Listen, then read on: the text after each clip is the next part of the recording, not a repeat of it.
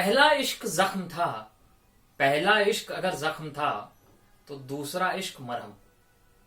अगर पहले इश्क ने मुझे सिखाया कि मुझे क्यों प्यार करना चाहिए, तो दूसरे इश्क ने मुझे सिखाया कि मुझे मुझे क्यों प्यार करना चाहिए। आपने कभी किसी नई माजा की बोतल के खाली हो जाने पर उसमें पानी भर के पिया है? तो जो पहला इश्क होता है ना, वो उसमें आमरस की तरह होता है, और दूसरा इश्क उसमें पानी की तरह, जिसमें महक और फ्लेवर तो उसी की होती है, पर वो स्वाद नहीं आता। ये कहानी मेरे उसी पहले दूसरे इश्क की है।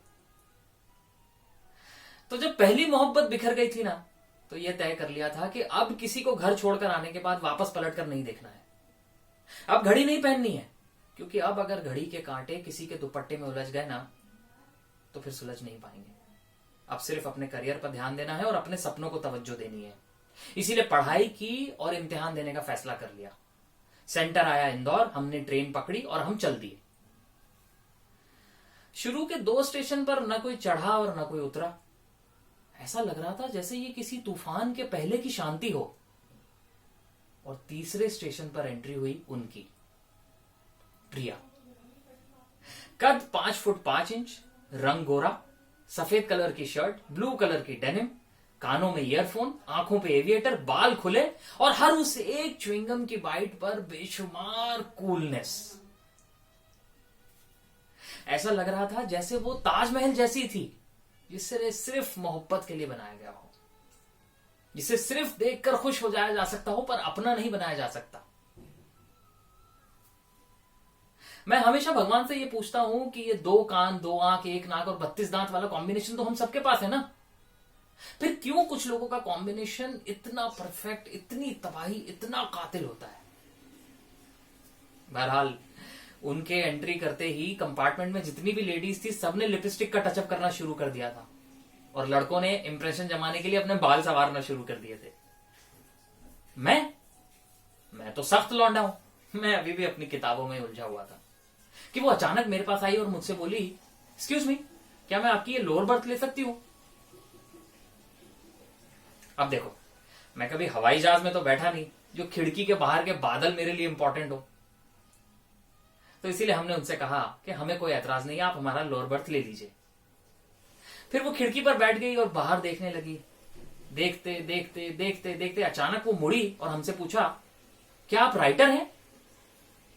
हमने कहा कि हाँ, पर आपको कैसे पता? तो उन्होंने कहा कि बस पता है।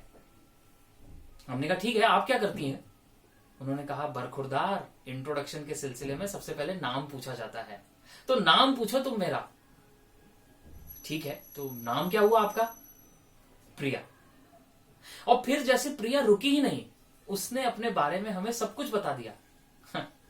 जैसे कि कैसे उन्हें विराट कोहली कितना पसंद है, कैसे उन्हें कद्दू बिल्कुल नापसंद है, 8वीं क्लास में कैसे वो साइकिल से पहली बार गिरी थी और अपना घुटना छिलवा लिया था, और कैसे उन्हें कोल्ड कॉफी काफी पसंद है। बताते बताते अचानक वो हमसे पूछ बैठी, आपको क्या पसंद है? हमने कहा कि कोल्ड कॉफी तो नहीं, पर हाँ, चाय का शौक हम जरूर रखते हैं, और वो भी एक्स्ट्रा अदरक वाली।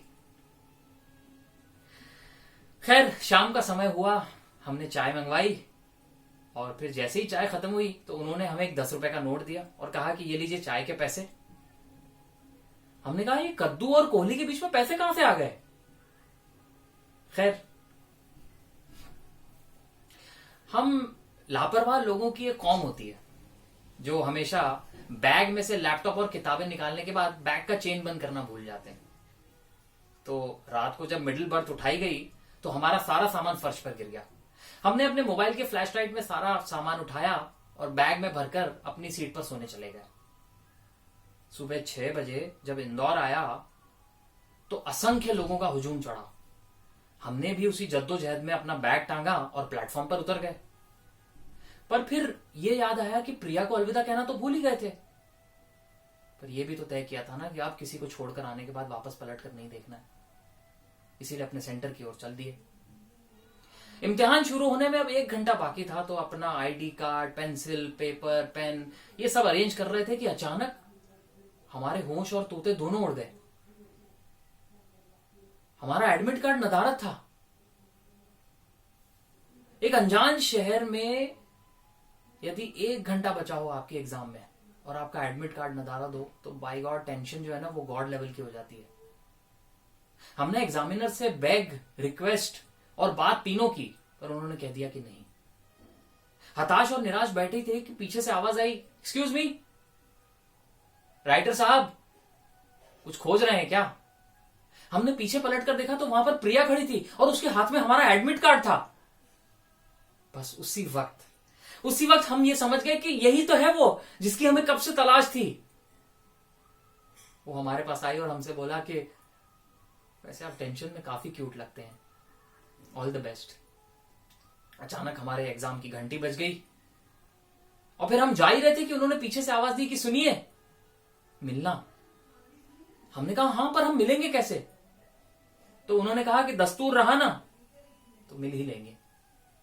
एग्जाम खत्म होने के बाद अब हमारा सिर्फ एक ही मकसद था, प्रिया को खोजना। फिर फेसबुक, इंस्टाग्राम, ट्विटर सब जगह उन्हें देख लिया, पर वो कहीं नहीं मिली। हताश और निराश बैठे थे कि अचानक जेब में हमारा हाथ गया और एक 10 रुपए का नोट निकला, जिसपे एक ओर लिखा था दस्तूर और दूसरी ओर प्रिया का फोन नंबर। तो ये एहसास हुआ कि वो लोग जो कहते हैं ना कि जिंदगी में मोहब्बत सिर्फ एक बार होती है, वो झूठ बोलते हैं। हमने उन्हें लिखा हाय, तो उन्होंने लिखा इंदौर के राजवाड़ा पर फेमस चाय मिलती है, एक्स्ट्रा अदरक वाली, आप आएंगे ना? दोस्तों, सिर्फ इतना कहना चाहूंगा कि अगर कोई खूबसूरत सी लड़की ट्रेन में आपका लोअर बर्थ मांगे तो उसे दे देना, क्योंकि ये खेत खलियान, झाड़, पेड़, पौधे, नदी, झरने, पहाड़, बादल, ये सब देखना इंपॉर्टेंट नहीं है, ये इंपॉर्टेंट है। ये happy Valentine's week, happy Valentine's day.